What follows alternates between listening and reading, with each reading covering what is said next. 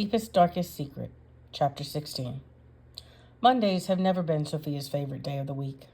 Weekends always seem too short.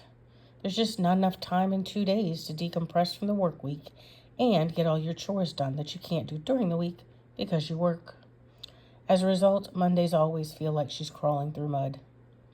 Tuesdays are a little better than Mondays, but every week she feels like she still hasn't gotten back into the work week groove. This week, especially, Tuesday feels like every minute was an hour long. She just wanted it to be Wednesday already. Sophia wakes up on Wednesday with a smile on her face, thinking about her date tonight with Troy. Usually Wednesdays are the day of the week when she's back into the swing of things and time feels like it's moving at a normal pace. She has a feeling today is not going to be like that. The excitement of her upcoming plans is going to make time go by really slowly. As she eats breakfast, she plans out her day. She has to go by the office and check her email and voicemail. She has one court hearing and some home visits to make. She decides her last visit should be to Christine's to check on how Luke is doing in school. Keeping herself busy will help the feeling of time slowing down. Once she's off work at 5 o'clock, it's going to be a race back to her apartment to give her enough time to change and make herself presentable for when Troy shows up at 5:30. That's another reason she wants to visit Christine's last. Christine's house is closer to her apartment than the others.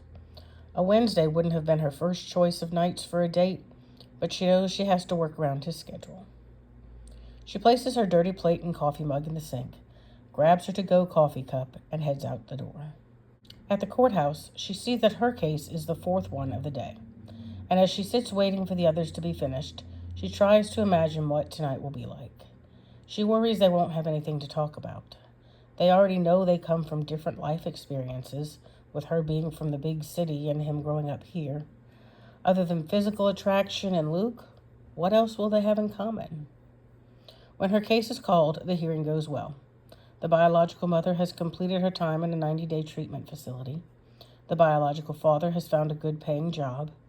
The judge says they will reconvene in 90 days to make sure the mother is still sober and that the father still has his job. If that's the case, they would begin the reunification process. Her first 3 home visits are productive as well. The children were home from school before she started those, so she can talk to them one-on-one and get updates on their lives. There are no complaints of mistreatment or neglect.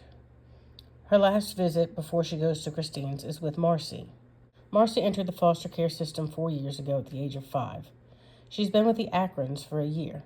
Before them, she had 3 different foster homes. The other families couldn't handle her severe ADHD, which resulted in multiple calls from the school and enough suspensions that she was near expulsion. Thankfully, the Akrons are an older couple who have a grown biological son with some of the same medical issues. Their patience amazes Sophia every time she visits. This visit takes much longer than Sophia planned. She is constantly checking her watch, hoping this isn't going to go on so long that she doesn't have time to visit Christine before she has to get home. Marcy begs Sophia to allow her to stay with the Akrons forever. Sophia promises that they will continue to monitor the situation, and if her mother isn't getting her life straight, they will talk about adoption. It's heartbreaking that this sweet little girl is so ready to be adopted instead of wishing she were back with her mother. Finally, she pulls into Christine's driveway. The smell of meat grilling is brought to her from the backyard by a gentle breeze. She hears the boys' laughter and chatter. From the sounds of it, they're playing cops and robbers. She bypasses the front door and heads through the gate to the back. Christine is manning the grill, with Marcus watching over her shoulder. He's asking questions about how long she leaves the meat without touching it or moving it, and how she knows when it's ready. Kevin and Luke are running around the raised vegetable gardens. There's nothing planted in them right now, but when spring comes, the family will plant cucumbers, tomatoes, peppers of all kinds, watermelon, and cantaloupe. Christine always has a thriving garden. "Hello, Guidry family," Sophia calls out as she approaches. The last child she spies is Anthony.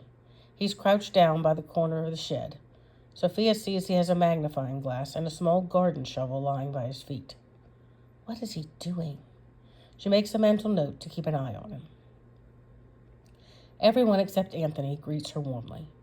Anthony doesn't even look up from what he's doing, but she does hear him grumble something about not being a Guidry. Shouldn't you be home getting ready for that big date? Christine teases her. It's not quite quitting time yet. You're my last stop. How are things going with Luke in school? So far, so good, I think. They told me I'd get a report weekly unless there were issues. I haven't heard anything, so I assume we're good. Please let me know when you get those reports. I worry about him. Those teachers must be saints to work around his not talking. Is he giving you any trouble? Absolutely zero.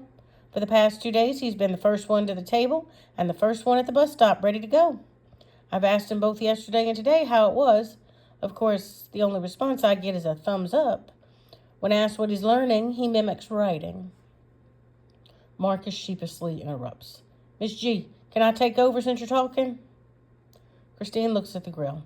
I guess you better. Go ahead and flip the burgers and turn the hot dogs. If the hot dogs look cooked, you can take them off and put them on that plate over there. I'll be right here, so if you have any questions, just ask. Yes, ma'am. I've got it. Go ahead and talk to Miss J. Christine and Sophia move to the picnic table in the far corner of the yard to discuss Sophia's date tonight with Troy. What are you planning to wear? Christine asks. I have no idea. He won't tell me where we're going. I've got a few things in mind. I'll decide when I get home, Sophia answers. I always thought that sundress with the sunflowers looks good on you. Maybe. I can't believe how nervous I am. Just relax and enjoy the evening. You don't get out a lot. This is your first date in, 6 months? At least. There's just not a huge selection of eligible bachelors in Pralo. Most of the men I come in contact with are single, deadbeat fathers or married cops and lawyers. Seems like that old saying of all the good ones are taken might be true around here. Except for Troy. I'm telling you, he's a good one. He's not as good as Doug was, but who is? Christine says as she winks at Sophia. Doug and Christine met in college and had what you would call a whirlwind romance. Soon after they graduated, they married. They both had dreams of a house filled with children, but God had other plans. Doug and his parents were killed in a plane crash on their way to a mission trip in Peru. Christine stayed behind because she had not been in her job long enough to have enough vacation time. Since Doug was an only child, the money from his parents' estate and his life insurance all went to Christine. What's his story then? Why hasn't someone snatched him up already? Maybe that's something you should ask him tonight. If I give you all the details, you won't have anything to discuss on your date. Fine, keep his secrets. I'll call you after church to confirm your recollection if his story is the same as his. Christine laughs. I would be honored to be your fact checker. Sophia looks at her watch. Well, I guess I better get going. To the boys, she calls out, Y'all be good. Enjoy your dinner. The boys wave goodbye, except for Anthony, who is now digging a small hole in the ground a few feet away from the shed. She looks back to Christine, points 2 fingers to her eyes, and then points them at Anthony. Christine nods as Sophia leaves the yard and gets back in her car. At home, she takes a quick shower. With one towel wrapped around her chest and another wrapped around her hair, she stands in her closet debating what to wear. She talked to Troy yesterday, but he wouldn't tell her where they were going. All he said was to dress not too fancy and not too casual. That told her they weren't going to a fast food restaurant, nor were they going to a high-priced restaurant. It left a lot of middle ground. She grabs her nicest pair of jeans off the hanger. Are jeans too casual? Placing them on the bed, she goes back to look for more. She grabs a flowy maxi skirt. Is this too old lady? She throws that on the bed next to the jeans. Lastly, she grabs a knee-length pencil skirt and adds that to the growing collection of bottoms on her bed. Now, what top to wear?